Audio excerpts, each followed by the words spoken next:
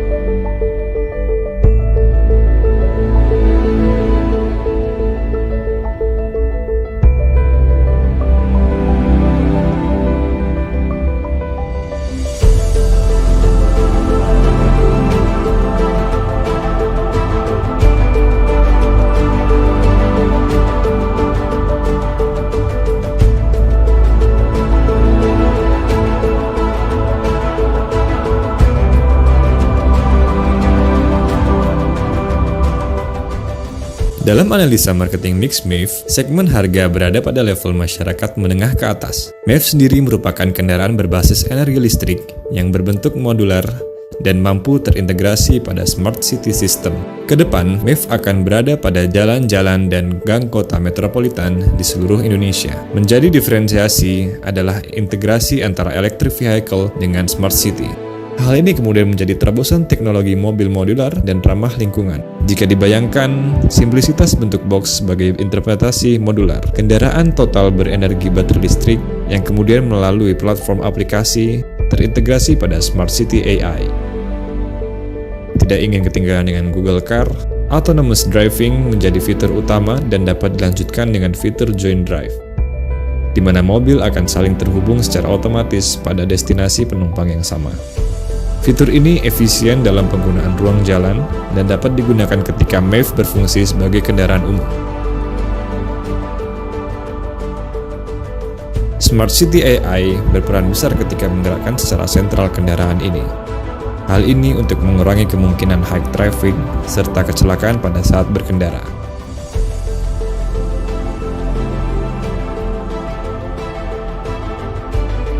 Konsep Smart City lain adalah Smart Parking dengan space efisien parkir pada kota.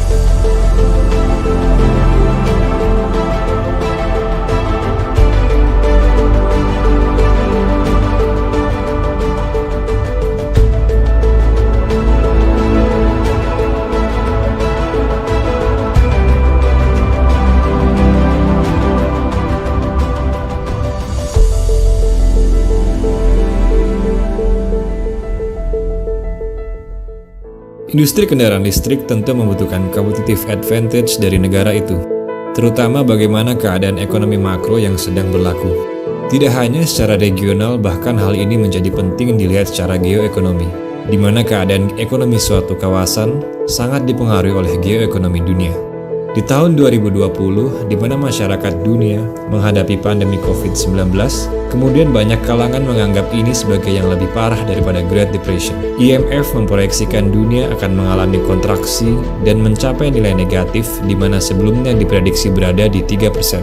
Tapi IMF masih optimis bahwa 2021 pertumbuhan ekonomi dunia akan membaik. Bagaimana dengan Indonesia? Menurut IMF di tahun 2020, Indonesia akan mengalami perlambatan ekonomi menjadi hanya 2,3% dan kemudian melambung di akhir tahun 2021 menjadi 8,2%. Tentu dibutuhkan asesmen di berbagai bidang untuk menjadi 8,2% tadi. Tetapi kita optimis ini akan bisa kita capai. BI pun meninjau ulang kebijakan moneternya melalui rapat Dewan Gubernur Bank Indonesia pada Maret 2020 dan memutuskan untuk menurunkan BI 7-day reverse repo rate sebesar 25 BPS menjadi 4,5%. Selain itu, kekuatan mata uang lokal menjadi salah satu faktor penting, di mana instrumen investasi serta teknologi manufaktur yang masih perlu sokongan pihak luar di dalam pertumbuhan industri mobil listrik. Di bulan Mei 2020, nilai tukar rupiah terhadap dolar Amerika Serikat dibanderol 14.825 atau banyak memiliki kemajuan setelah masa suramnya di Maret yang menyentuh 16.000 rupiah.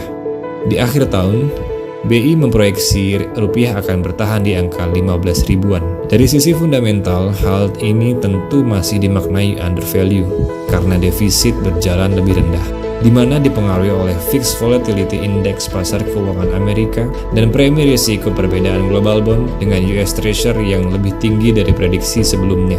Dari sisi perbankan, melalui kredit pembeliannya diharapkan berpihak kemudian pada industri mobil listrik untuk mengangkat industri ini.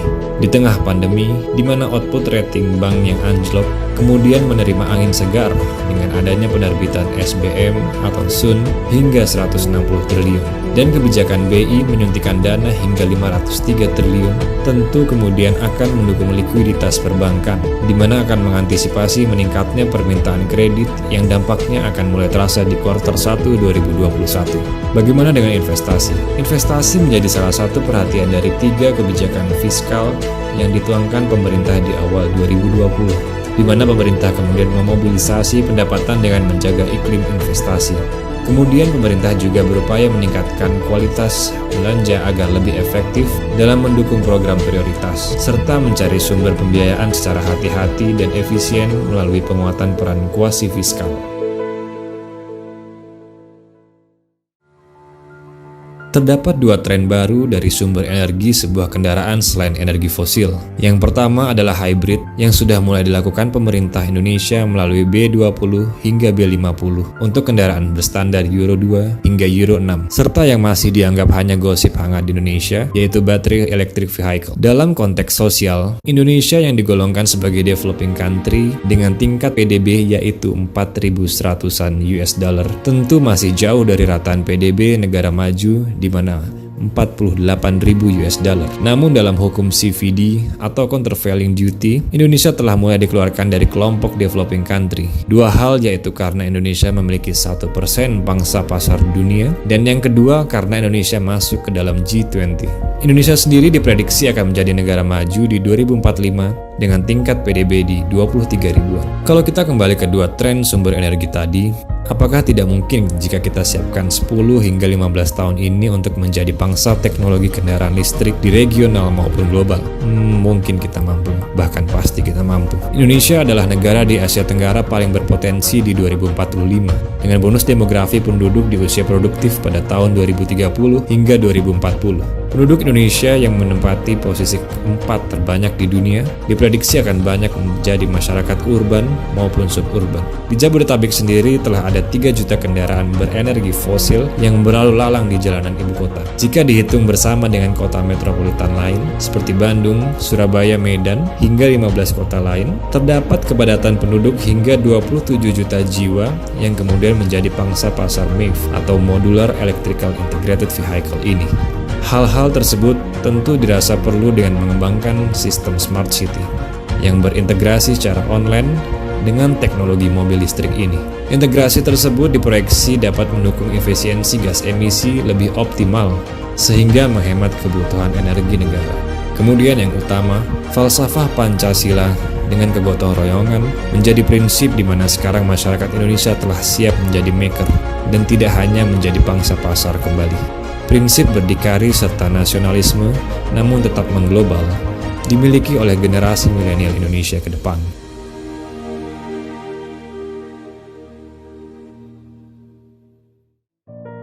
Melalui Peraturan Presiden Nomor 55 Tahun 2019 tentang percepatan program kendaraan listrik untuk transportasi jalan, pemerintah telah secara jelas menyampaikan posisinya melalui Roadmap Industri Otomotif Indonesia, di mana menetapkan Low Carbon Emission Vehicle atau disingkat LCEV tahap 2 dimulai dari tahun 2017 hingga tahun 2035. Dengan begitu diharapkan akan ada 20% dari jumlah produksi mobil listrik diproduksi di dalam negeri atau sekitar 400.000 akan diproduksi di tahun 2025. Salah satu yang menguntungkan adalah tax holiday, yaitu pada Peraturan Kementerian Keuangan Nomor 150/010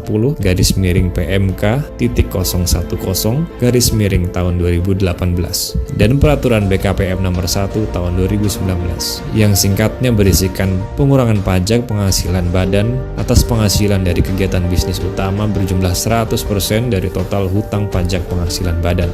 Selain itu juga ada tax allowance pada Peraturan Pemerintah Nomor 9 Tahun 2016, yaitu pengurangan pajak penghasilan bersih perusahaan selama 6 tahun dengan 5% per tahunnya, serta super deductible tax pada Peraturan Pemerintah Nomor 45 Tahun 2019, yang salah satunya menyebutkan wajib pajak dalam negeri yang melakukan kegiatan penelitian dan pengembangan tertentu di Indonesia dapat diberikan pengurangan pendapatan kotor tertinggi sebesar 300% dari total biaya yang dikeluarkan untuk kegiatan penelitian dan pengembangan tertentu di Indonesia. Selain itu, pemerintah memberikan harmonisasi PPNBM melalui PP 41 tahun 2013, yaitu keringanan pajak hanya akan berlaku untuk produk mobil listrik yang diproduksi di dalam negeri untuk kendaraan umum maupun pribadi.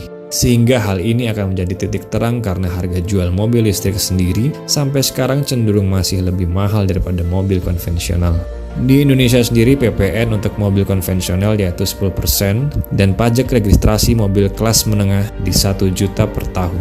Insentif juga dilakukan oleh BUMN terkait dukungan pembiayaan juga disalurkan melalui kredit khusus kendaraan listrik oleh PT BRI dengan suku bunga 3,8% per tahun dan tenornya adalah 6 tahun. Dukungan fasilitas tambah daya gratis 100% untuk mobil listrik juga diberikan oleh PT PLN Persero dalam waktu yang belum ditentukan. Kebijakan lain yang mendukung industri ini adalah ketika Tesla sebagai salah satu katalis yang beroperasi di ibu kota melalui Bluebird maupun pemakaian individu yang kemudian direspon oleh pemerintah daerah maupun pusat yang mendukungnya dengan pengecualian peraturan ganjil genap untuk mobil listrik ini. Salah satu problem lain dari mobil listrik adalah kemampuan baterai yang masih terbatas. Indonesia sendiri mulai memahami keadaan ini, bahkan mencoba meningkatkan value proportion dari potensi sumber daya nikel sebagai salah satu komoditi utama untuk teknologi baterai. Upaya ini dilihat dari kebijakan larangan ekspor nikel secara mentah ke luar negeri. Banyak problem ketika mobil listrik dengan fitur autonomous driving dipertanyakan kesiapan dari negara penyelenggaranya. Bagaimana dengan teknologinya? Bagaimana dengan kecepatan koneksi di negara tersebut? Bagaimana dengan keadaan sosial dan budaya hingga sumber daya terkait? Salah satu yang utama adalah sumber daya alam. Indonesia sebagai cadangan 40% nikel dunia diprediksi akan memegang value chain dari industri teknologi baterai jika dapat dikelola dengan baik. Kini telah banyak brand mobil dunia yang mengeluarkan produk versi mobil listriknya. Hal tersebut beserta dengan penelitian baterai dari mobil-mobil tersebut.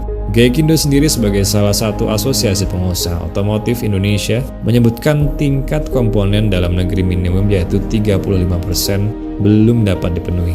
Sehingga paling tidak Indonesia dalam roadmap otomotifnya akan kemudian memberikan kelonggaran dari pihak luar hingga tahun 2023. Hal ini dapat berupa transfer teknologi serta investasi langsung dari swasta asing maupun sovereign wealth fund. SPKLU atau stasiun pengisian kendaraan listrik umum menjadi salah satu tulang punggung prasarana yang dibutuhkan industri mobil listrik. Pemerintah melalui PLN telah membuat target serta inisiasi MOU dengan pihak ketiga di mana akan membuat 25.000 SPKLU di tahun 2023 dan 42.000 SPKLU di tahun 2025.